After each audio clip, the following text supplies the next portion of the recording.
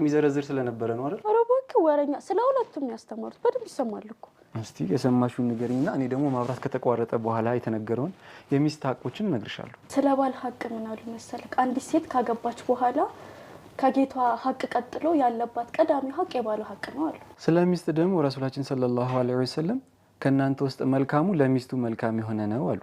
ሌላ ስለ ባሏ ተከፍቶባት አፉታ ሳትጠይቀው ወደ መኝታዋ የሄደች ሴት ሌሊቱ ሙሉ መላእክቶች ሲረግሟት ነው የሚያድሩት አሉ። አላህ ይጠብቀን። ስለ ሚስት ደግሞ አባቷ ቤት ትኖር እንደነበረው እንክብካቤና ጥበቃ ምንም ሳይቀንስ ሊያኖራት ይገባል አሉ።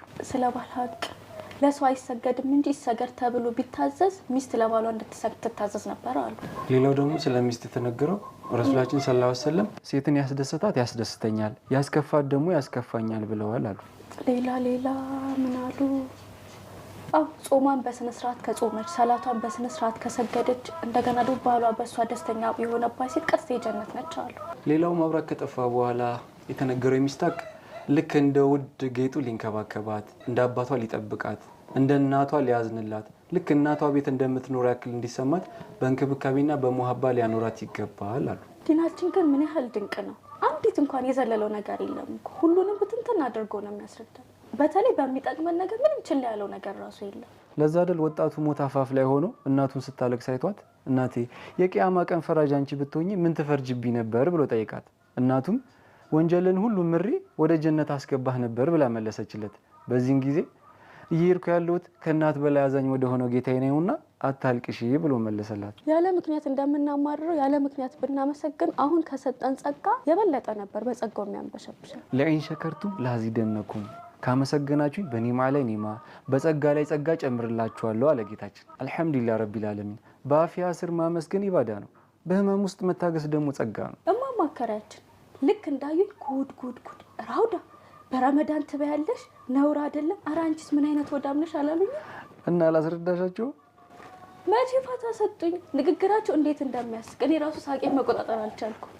ጭራሽ ተናደው አፈር ልብላ ይሄኔ ባለቤትሽ እዛ ቁጭ ብሎ ስላንቺ እያሰበ ነው ሚስቴ እንዴት ሆና ጾሙ እንዴት አድርጓታል እያለ አንቺ እዚህ ተደብቀሽ ትበያለሽ አሉኝ። ብታስረጃቸው ጥሩ ነበር ስላላወቁ እኮ ነው። በኋላም እኮ አስረዳዋቸው እማማ እንደዚህ አይደለም የወር አበባ ላይ ሆኜ ነው የወር አበባ ላይ ሆኔ ሴት ደግሞ ጾም አጾምም አልኳቸው። ከዛ ራውዳ ምን አለበት አስቀድመሽ ብትነግሪኝ ይሄን ሁላ ነገር ሳልቀባጥራልኝ እኮ ስላላወቁ ነው እንጂ እንደዚህ አይሉሽም ነበር። ግን ለምን መጡ?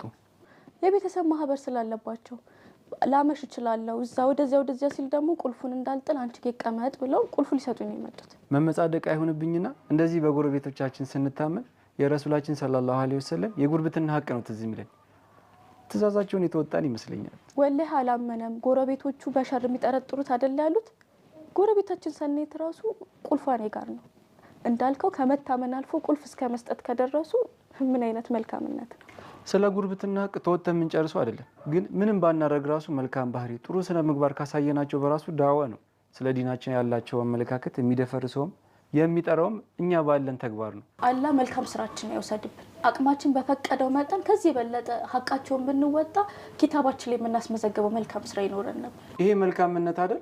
የሌላ እምነት ተከታይ ሆኑ በረመዳን መመገብሽ ያስቆጣቸው እንጂማ ምን አገባኝ ብለው ዝም ማለት አይችሉም ነበር።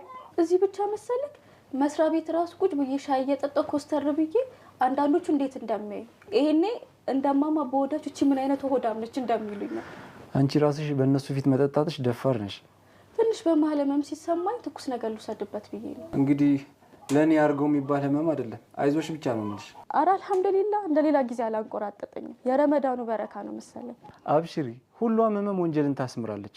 አላህ ዘንድ ነፃ የሚባል ፈተና የለም። ለእያንዳንዱ ነገር የራሱን ሰዋብ አዘጋጅቶለታል። ልክ ነህ። እማማ ናቸው መሰለኝ። ቆይ በር ልክፈትላቸው። እሺ እኔም ተነስቼ ወዲያዬን ላድስና ወደ ቀያቴ ልመለስ። دايم نبتكر